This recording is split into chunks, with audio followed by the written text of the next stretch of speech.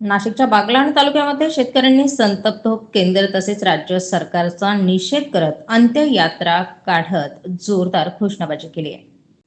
बागलाण तालुक्यातील तळवाडे भामेर येथील शेतकऱ्यांनी संतप्त होऊन नागपूर तळवाडे भामेर रस्त्यावर रास्ता रोको करत सरकारची प्रतिकात्मक अंत्ययात्रा काढली आहे। मका कांदा शेतकरी संतप्त झाले असून 10 महिन्यापासून मका काढून साठवून ठेवलाय, मात्र अर्धा मका हा सडून जात असल्याने सरकारकडून अजूनही मका खरेदी होत नसल्याने हा संताप व्यक्त करण्यात आलाय।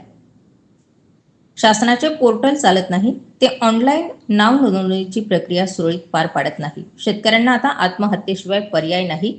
कांद्याला देखील अनुदान द्यावे, कांद्याला चांगला भाव द्यावा अशी मागणी या आंदोलनातून करण्यात आली। शासनाने या घटनेची लवकरात लवकर दखल न घेतल्यास संपूर्ण गावकरी उपोषणाला बसणार असल्याचा इशाराही यावेळी संतप्त आंदोलकांकडून देण्यात आलाय। नाव काय तुमचं, का आज हे आंदोलन केलंय? मी विलास गायकवाड, तळवाडे भामेर एक सामाजिक कार्यकर्ता म्हणून बोलतो। या आंदोलनाचा उद्देश आमचा असा आहे, सध्या जर बघितलं तर शेती आणि शेतीची पिकांची जी विल्हेवाट आहे किंवा शेतभाव असेल किंवा मालाचा भाव असेल, अतिशय दयनीय अशी अवस्था झालेली आहे। आणि शेतकरी अतिशय कष्टाने पिकवतो, त्याला भांडवल लावतो आणि ते भांडवल जेवढा लावलेलं असतं तेवढा देखील उत्पादन खर्च जो असतो तो निघून येत नाही आणि शेतकऱ्याच्या पदरी सर्व निराशा पडते।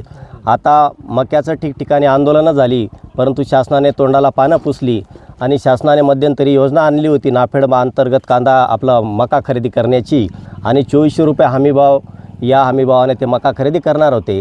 परंतु त्याच्यामध्ये अनेक अटी शर्ती होत्या।